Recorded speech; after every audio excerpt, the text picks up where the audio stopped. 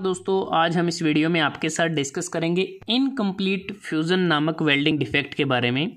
Incomplete fusion एक structural defect है और एक इंटरनल डिफेक्ट भी है।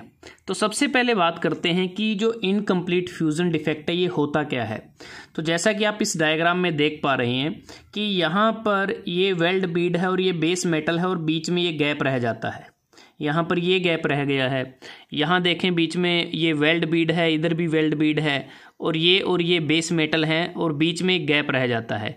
तो यहाँ से हमें साफ साफ नज़र आ रहा है कि जब भी हम वेल्डिंग करते हैं तो उस दौरान जो मोल्टन मेटल होता है, बेस मेटल का, फिलर मेटल का, इलेक्ट्रोड का, वो आपस में अच्छी तरह मिक्स नहीं होते प्रॉपरली, और जिसके कारण क्या है कि जो लैक ऑफ फ्यूज़न हो जाता है और उसे ही हम क्या कहते हैं, इनकम्प्लीट फ्यूज़न।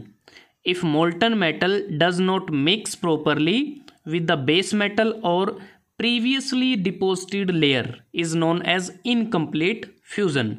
क्योंकि हम बार बार वेल्ड पासिस भी करते हैं तो उस दौरान जो पहले हमने वेल्ड किया है दूसरे वेल्ड पास में, वो आपस में कई बार वो मटेरियल भी आपस में मिक्स नहीं होता, जिसके कारण ये डिफेक्ट आ जाता है और इसे लैक ऑफ फ्यूज़न के नाम से भी जानते हैं। जब ये डिफेक्ट आ जाता है तो उससे जो वेल्ड बीड है वो पुअर हो जाती है, उसकी स्ट्रेंथ कम हो जाती है। तो इसके होने का जो मेन कारण क्या है कि किस कारण से ये जो डिफेक्ट आता है, इसका सबसे मुख्य कारण ये होता है कि जिन बेस मेटल्स को हमें वेल्ड करना है, आपस में ज्वाइन करना है, तो उसके जो सरफेसेस होते हैं उनके ऊपर oxide, dirt, scale, slag, coating, paint इत्यादि उसके ऊपर लगे होते हैं, जिसको हम अच्छी तरह से साफ नहीं करते और जिसके कारण ये डिफेक्ट आ सकता है। दूसरा है कि इनसफिशिएंट हीट हमें मिलती है, मतलब कि इनएडिक्वेट हीट फॉर फ्यूज़न, जितनी हीट हमें चाहिए थी उतनी हीट हमें नहीं मिल पाती, जिसके कारण ये डिफेक्ट आ जाता है। इसके अलावा जब वेल्डिंग करते हैं तो वेल्डिंग करते समय जो वेल्डिंग स्पीड है अगर वो ज़्यादा है, फास्ट है, तब भी ये डिफेक्ट आ सकता है।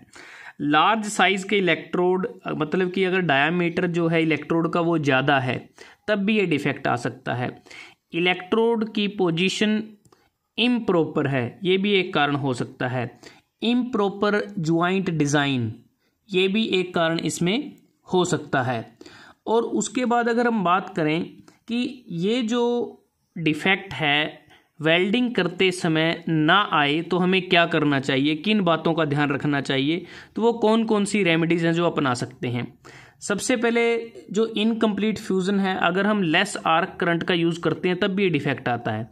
तो ये डिफेक्ट ना आए इसलिए हमें जो हमारे वेल्डिंग पैरामीटर्स हैं फ्यूज़न के लिए वो हमें करेक्टली यूज़ करने चाहिए। जैसे कि प्रॉपर आर्क करंट का इस्तेमाल करें, कहने का मतलब है जो आर्क लेंथ है उसको शॉर्ट रखा जाए, मॉडरेट वेल्डिंग स्पीड रखी जाए, स्मॉल डायमीटर के इलेक्ट्रोड का यूज किया जाए, और जो डिज़ाइन ठीक नहीं है, जो ज्वाइंट का डिज़ाइन ठीक नहीं है, उसको रीडिज़ाइन किया जा सकता है या बदला जा सकता है।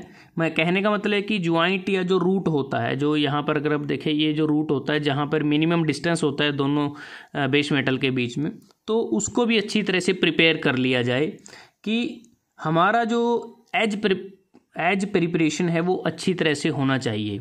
तो ये कुछ। और दूसरा, अगर हम जो भी बेस मेटल हमें वेल्ड करने हैं उसको अच्छी तरह से क्लीन कर लें, उसकी चिपिंग कर लें, ब्रशिंग के द्वारा उसको साफ़ कर लें, तब भी ये डिफेक्ट नहीं आएगा। तो ये कुछ महत्वपूर्ण बातें हैं जिनका हमें ध्यान रखना चाहिए, क्योंकि जो इनकम्प्लीट जो फ्यूज़न है इसमें अच्छी तरह से जो मोल्टन मेटल और बेस मेटल आपस में मिक्स नहीं होते। तो कुछ इस तरह से हमें ये नज़र आता है जब भी हम वेल्ड करते हैं। तो दोस्तों आज हमने इस वीडियो में आपके साथ डिस्कस किया इनकम्प्लीट फ्यूज़न नामक वेल्डिंग डिफेक्ट के बारे में। अगर आपको वीडियो अच्छा लगा आप इसको लाइक कर सकते हैं, शेयर कर सकते हैं अपने दोस्तों के साथ, स्टूडेंट्स के साथ, और जल्द ही हाजिर होते हैं एक नए वीडियो के साथ। तब तक के लिए धन्यवाद। आपका दिन शुभ रहे।